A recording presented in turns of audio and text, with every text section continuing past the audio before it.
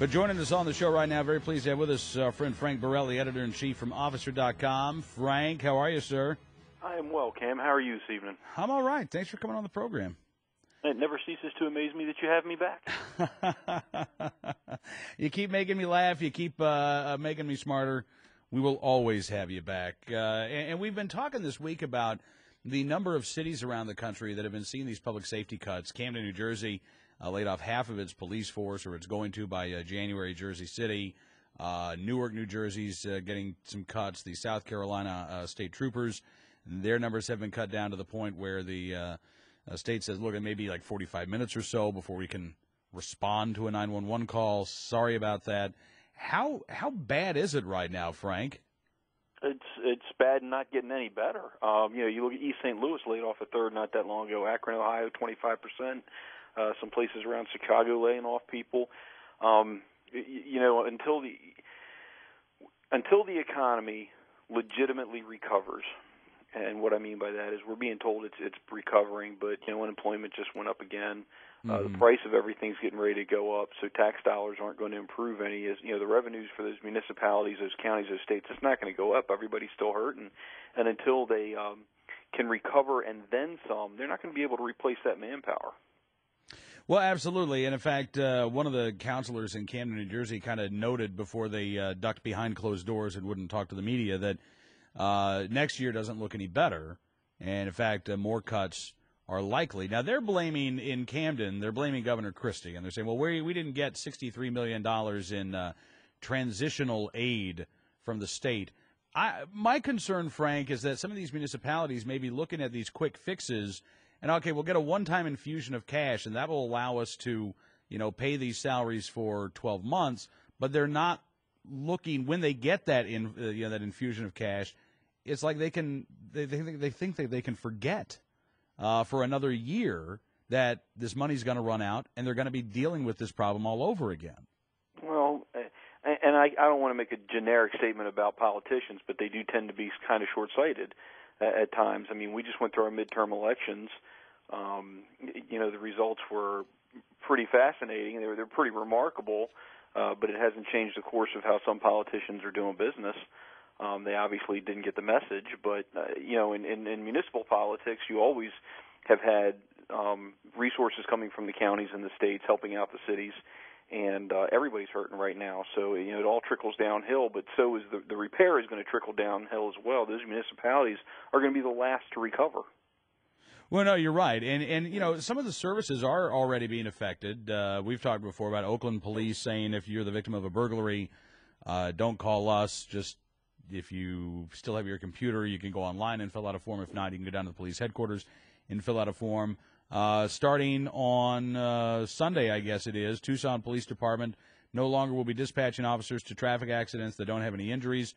Police say that drivers have alternative methods of reporting the accident through the phone or going to the website. And it looks like, again, some of these other services, some of these other incidents in which we are kind of used to calling the police, we are being told now, don't. Well, some of it's media hype. In different places, I can't speak for other states. Here in Maryland, where I live, if you had a traffic accident, both vehicles could be driven away, nobody was injured, there was no need to call the police. You exchange your insurance information, you report it to your insurance company, and they haggled who was going to pay for what. Everybody went on their way. So, the fact that the police weren't going to respond wasn't a big deal. You didn't need them to anyway. So sometimes I think that just gets blown out of proportion. There's been call-in reporting systems for a long time as well. What's really kind of disconcerting now is that you're actually having policy statements made saying, we're not coming out at all. Sorry, get over it. Whether you think you need us or not, we're not going to be there. We don't have the manpower. And that's what's really causes the concern. When you have police agencies, and it's just like ambulance companies or counties that are trying to charge fees for an ambulance service. When you pay taxes for public service, especially where public safety is concerned, and then you're being told, sorry, we're changing the services. Well, last I checked, if you change my services, I get to change the price tag, but my taxes aren't going down. In fact, for a lot of folks, they're getting ready to go up, and my services are going to go down. This is a slippery slope that has potential to get really ugly. Absolutely. Now, I want to focus in on something that's going on in Maryland. The Baltimore Sun the latest paper to run a series of stories that really attack guns in general. They've got a couple of stories today. This one was from yesterday. War on guns, a daily dangerous struggle. But what I thought was fascinating, Frank, is, the headline, War on Guns, and the lead of this story, it's the signature problem for Baltimore police, curtail violence by getting guns off city streets. They then talk about a case in which a police officer was shot. And they write, this is kind of buried down in the body of the story, the story of the man charged with shooting the officer is a familiar one. He was sentenced in 2008, so 2 years ago, to 5 years in prison for handgun possession, and again was sentenced that year to 12 years in prison for armed robbery. So this guy got, if you want to run these sentences back-to-back, 17 years, but he at least got 12 years behind bars just 2 years ago. With the sentence backdated to his arrest date in 2006, combined with suspended time and earned good time credits, the suspect was out on the streets this past weekend. Yep. Frank, that's the real problem. Well, you're not going to get any argument from me, Cam. I mean, you get somebody who's sentenced to jail. Number one, it goes back to his original arrest date, which for all we know, and it doesn't say, he could have been out on bail that whole time. We don't know. Suspended time, and then time for early release for time served or good behavior. It's a little ridiculous, and then they're going to the media, of course, is going to report that it's the gun's fault. Yeah, and this is, I think it's to the detriment of the public that these stories are run, and it's the gun's fault, and we got to go after the guns, and look at these guns flooding the streets, because it I think gives this impression that there really isn't a problem with the criminal justice system right now, and I think that there is, and I think it's time that we admit, when 95% of our felony cases are plea bargained down, when you can have a guy get sentenced to 12 years for armed robbery and he's back out on the streets 2 years later, you can't say, well, this is just how the system has to function. You have to say, this is an example of why the system is not functioning. Exactly.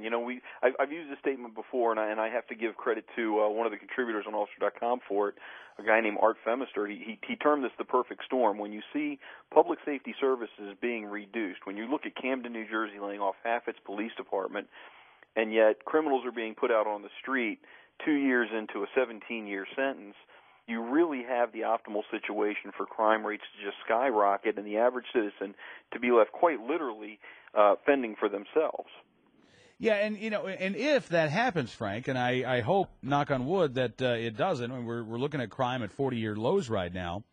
But if crime does go up, again, we know what the media is going to say. The media is going to say, well, we need more gun control laws. They're not going to say this is the result of fewer cops on the street and criminals who are not getting punished for violent crimes. They're going to say that the solution is exactly what more of what they've been calling for the past 40 years. Well, of course, but that's what they do. So is there any... and people either buy it or they actually read, and the average citizen, this article that you're talking about, and I have it open in front of me, the average citizen can look at this and go, well, wait a minute. Guns are a problem? No. Here's the problem. This guy he's already been charged with 2 different gun-related crimes. The gun's not the issue. The guy being stupid in a no-stupid zone is the issue. And the criminal justice system not keeping him in is the issue. But it takes intelligence to recognize that. It takes impartiality to recognize that. Well, that's the thing. And the story says Mayor Stephanie Rawlings Blake wants to push to send felons convicted of handgun crimes to prison for 15 years. Well, great. But this guy got 17 years. I mean, so read between the lines. Somebody gets 15 years. That means they're going to get out in about 2. Exactly. I mean, what is the point in pushing for another law when you can't enforce the laws? Because it'll get her reelected. And that's all she's really worried about. I mean, no offense to the good mayor, don't know the lady, but that's what politicians do. They get reelected. This has to be incredibly frustrating for the officers on the street to go through this. You have no idea. And it gets even worse when, you have officers who really work hard, and then, the state's attorney's office is swamped with so much other stuff, the prosecuting attorneys, that they want to plea bargain stuff away. And it's just how business has been done for decades now. Yeah. And that has allowed, I think, the problem to get so large, it looks like it is an impossible task to deal with this. But, Look, the alternative is you just allow it to get worse and worse, or you take steps to try to fix it.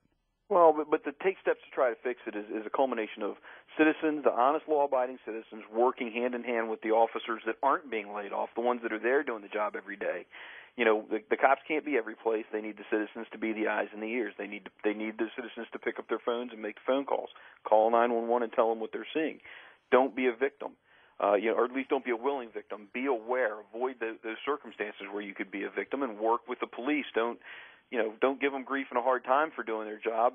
Help them out doing their job, and then the police can be more efficient. At least that way, the staffing cuts won't hurt our general public safety as bad. Isn't there, though, a catch-22 in what you're saying, Frank? I agree with you completely that people need to be able to they're on the same side. I mean, if you live in a high-crime neighborhood, you're on the same side as these police officers if you are a law-abiding citizen. But the catch-22 is that in Baltimore, for instance, now you may be able to get a permit to keep a firearm in your home. You're certainly not going to be able to get a concealed carry license. And I think that there are a lot of people who are in fear that, frankly, the police can't protect them, and the gang members are going to hurt them. I remember it was just a few years ago that you had people whose homes were being firebombed after they called the police and were reporting drug deals in their neighborhoods. Yeah, and you're right. In Maryland, you're absolutely right. It takes an act of God to get a gun permit. You don't have to have a permit to have a gun in your house in Maryland, thank God.